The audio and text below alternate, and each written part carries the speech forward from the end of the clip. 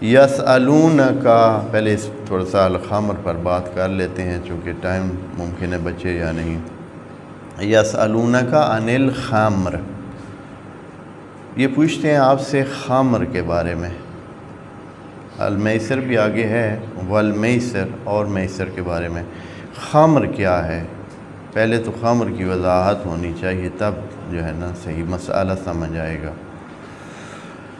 خمرہ اور خمر کا جو مادہ ہے یہ پردے کے لیے استعمال ہوتا ہے، ڈھانپنے کے لیے استعمال ہوتا ہے، کسی چیز کو چھپانے کے لیے استعمال ہوتا ہے خمر۔ ہاں، فَلْيَضْرِبْنَ بِخُمُرِهِنَّ، وہ خواتین کے حوالے سے ہے کہ اپنے خمار کو کیا کریں، وہ آگے تک اپنے سینوں کو ڈھانپنے کے لیے استعمال کریں۔ خمار کا لفظ وہاں بھی استعمال۔ تو آپ کو یہ بھی بتایا ہوا ہے نا کہ قرآن میں یہ نہیں ہے کہ بس ایک لفظ ہے اس کو ادھر اس معنی لے لیا، دوسری جگہ دوسرا لے لیا، تیسری جگہ تیسرا معنی لے لیا، ایسا نہیں ہے۔ قرآن میں بڑے ہی دھیان سے ایک ہی معنی ایک لفظ کا لیا جاتا ہے، اگر دوسرا معنی لینا ہو تو اس کے لیے قرینہ، واضح قرینہ رکھا جاتا ہے کہ اس کا دوسرا معنی یہاں مراد ہو سکتا ہے، یا اگر کنایہ لینا ہو تو اس کے لیے قرینہ موجود ہوتا ہے۔ تو خمار اصل کیا چیز تھی؟ اصل یہ تھے، یہ جو خمر بنتا ہے نا، یہ تخمیر کا ایک عمل ہوتا ہے۔ تخمیر کا عمل آپ جانتے ہیں، وہ اس طرح ہوتا ہے جیسے دہی ہے، آپ دہی جو بناتے ہیں یہ دودھ کو تخمیر کرتے ہیں۔ دودھ کو کیا کرتے ہیں؟ تخمیر کرتے ہیں، یعنی ایک خاص قسم کے عمل سے اس کو گزارتے ہیں تو پھر وہ کیا بن جاتی ہے؟ دہی۔ عربی کے اصلی لفظ کے لحاظ سے یہ بھی خمر ہے۔ آٹا جو ہوتا ہے آپ اس کو کیا کرتے ہیں؟ تخمیر کرتے ہیں۔ آٹا بھی، خمیرہ آٹا بھی، یہ تو اردو میں بھی استعمال ہوتا ہے، ہاں خمیرہ، بلکہ یہ تو دوسری زبانوں میں بھی خمیرہ کے نام سے استعمال ہوتا ہے، یعنی حتیٰ دوسری جو لوکل لینگویجز ہیں، زبانیں ہیں، ان میں بھی حتیٰ یہ خمیرہ کا لفظ استعمال۔ تو تخمیر کا عمل انسانی زندگی میں بہت ہے،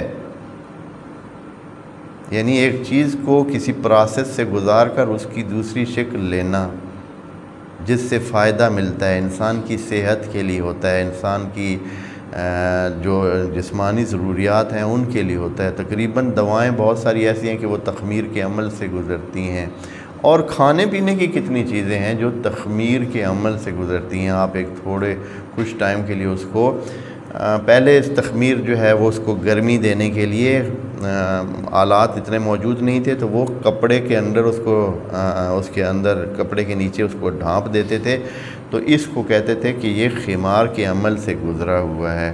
اسی لیے آپ کو یہ بتانے میں، یعنی آپ پڑھ لیں گے قرآن میں بھی ہے کہ انہار من خمر، جنت میں کیا ہوں گی؟ انہار ہوں گی، نہریں ہوں گی، کس چیز کی؟ خمر کی نہریں ہوں گی۔ الخمر کی نہیں کہا ہے، خمر کی نہریں ہوں گی۔ خمر کی نہریں ہوں گی یعنی آپ یوں نہ سمجھیں کہ بس بھائی خالی دودھ ہوگا، جیسے کہ من لبن، لبن کی نہریں ہوں گی، بتایا ہے نا لبن کی نہریں ہوں گی قرآن میں، یا اصل جو کہ شہد ہوتا ہے اس کی نہریں ہوں گی، یہ تو بتایا ہے۔ تو آپ یوں سمجھیں کہ یار صرف بس اصل کی نہر ہوگی، کیا کریں گے اصل یعنی شہد کی نہر کو جو ہے وہ۔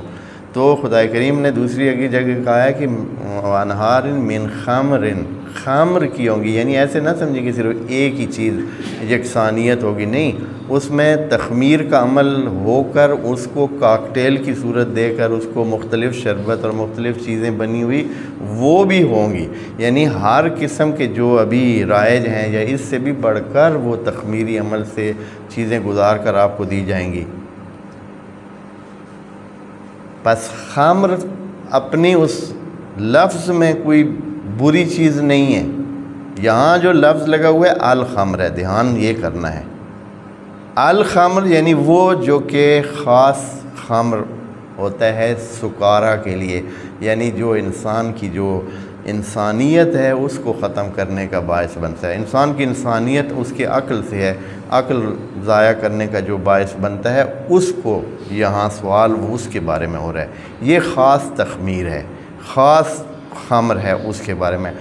ہر خمر کی بات یہاں نہیں ہو رہی ہے۔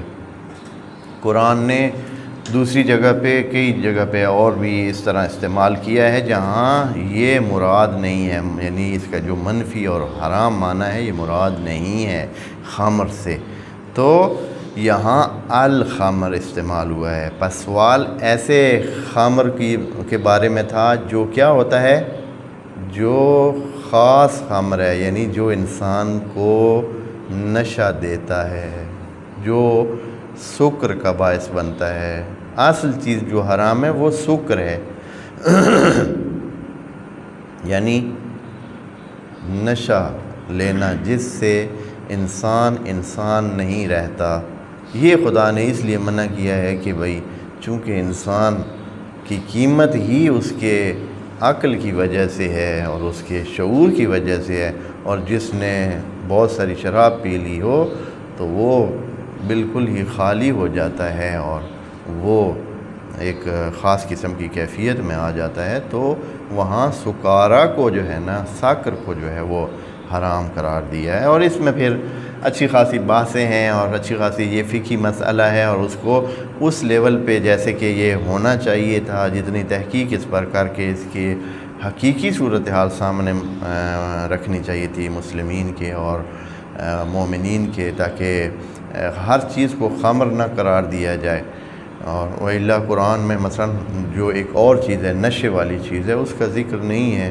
مثلا ابھی جو دوسرے بہت ساری چیزیں ہیں، ہیروئن ہے، فلان ہے، دوسری چیزیں جو کہ کوکین ہے، پتہ نہیں کیا کیا سلسلے ہیں، یہ سارے چیزیں، یہ ساری خمر کا حصہ ہیں، الخمر کا حصہ ہیں۔ الخمر یعنی یہ ایک ایسی چیز جو انسان کے اس ہوش و حواس کو ختم کر دیتی ہے اور اس کو ایک ہوائی دنیا میں پہنچا دیتی ہے، اور پھر وہ بندہ کھڑا تو زمین پہ ہوتا ہے لیکن وہ کہہ رہا ہوتا ہے میں اڑ رہا ہوں، دیکھو نا میں اڑ رہا ہوں، جس کی وجہ سے اس کو یہ لوکل زبانوں میں جو ہے کیا بولتے ہیں جی، جہاز بولتے ہیں جی، وہ ادھر ہوتا تو زمین پر ہے یا بیٹھا ہوتا ہے کسی پل کے نیچے، لیکن وہ اپنے ساتھیوں کو بتا رہا ہوتا ہے کہ بھائی میرے ساتھ مقابلہ کرنا ہے تو آ جاؤ، میں تو اڑ رہا ہوں، ہیں جی، تو تم بھی اڑو، اور پھر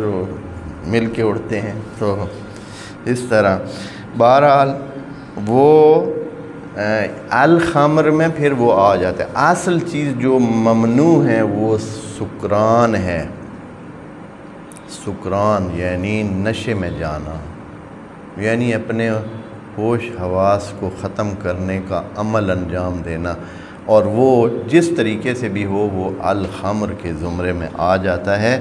تو یہاں سوال اس بارے میں ہوتا ہے، پس خود خمر ایک ایسی چیز نہیں ہے، اس لیے کہ خود خمر تو ہم بیسیوں چیزوں میں کرتے ہیں، ابھی بھی کرتے ہیں، اور وہ کھاتے بھی ہیں اور حلال بھی ہیں۔ تخمیر کا عمل بہت سارے چیزوں میں ہوتا ہے، بس تخمیر کے عمل کو سمجھیں، اور اسی وجہ سے جنت میں بھی تخمیر چیز یعنی خمر نام کی چیز موجود ہوگی۔ قرآن کی آیت آپ دوستوں کے سامنے وہ اس کا فریز میں بتا چکا ہوں، وَأَنْهَارٌ مِّنْ خَمْرٍ لَذَّةً لِلشَّارِبِينَ، یہ لفظ ہیں، تو کہ وہاں نہر ہوں گی خمر کی، تو لوگ سمجھتے ہیں کہ سچ مچ والا یہ شراب ہوگا، یہ جو یہاں لوگ پیتے ہیں اور جس سے انسان نہیں رہتا، یہ نہیں ہوگا، تخمیری عمل سے گزری ہوئی خاص قسم کے وہ پینے کی چیزیں ہوں گی جو بھی ہوں گی۔